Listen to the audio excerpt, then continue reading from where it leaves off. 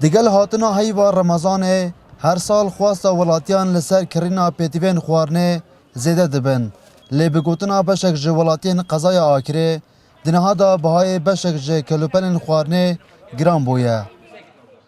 راستی بدل ام وکی بسرمان تشتیر سریک ارزان کن و هاتنا رمضان پیروز خلک بخوب درفت زانید وقتی هاتنا رمضانه وقتی کلو پلو تشتینا باجری همو بگرانید فروشن فقی دائما نفس تشتیل درفت گلکی گرانه تشتی درفت وقتی تید گلکی گرانه وقتی تشتی ما فلاحی ما چید بزور زور ارزانی بخسارتی تید فروتن ارزاق هنیا که ارزاق هوی نادن فقی شما همه تشتی گرانه چیلو شبته با 600 و 700 با فقیری نداره شبته بیتا با 6-7 هزار با ونیا یا بالپیرات کرد ارزاقش ما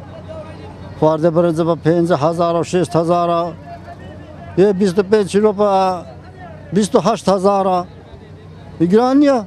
بشک جه کاسبکاران جی دبیشن بهای کلوپلن خوارنه وک خوماینه دما گران جی دبن نه دسته وان دایه تشتک زوری چو ممکنه گران ببید بس که پیشیه که گشتی نه چو گرانی نیت ماده دا و شی تاکید که سعرت بری دو هیوا و هیوا که بالعکس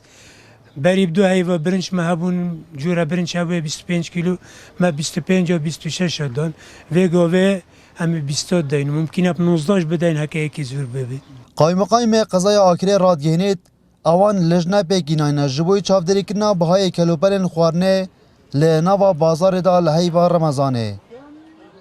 تیم ما چافدریا بازرگانی بردوام یه چافدریا باجرید کنو مجی بری روزا رمضان به یک دو روزا که سردنا که باجری کرد پشکشه و که گشتیش به خدمت هنده کو راست پار داد دین خلک خود دکاندارت خوشتوی کو رمضان کارتی که نیل سر هنده نکد کو بهای کلو پرال سر هجارا گرام ببیدن و تیم ما بردوام بو چافدری کرنا باجری بگودنا ولادیان دیارده اگران کرنا بهای کلوپلن خوارنه لحی و رمضان دا سالانه دوباره دی بیته و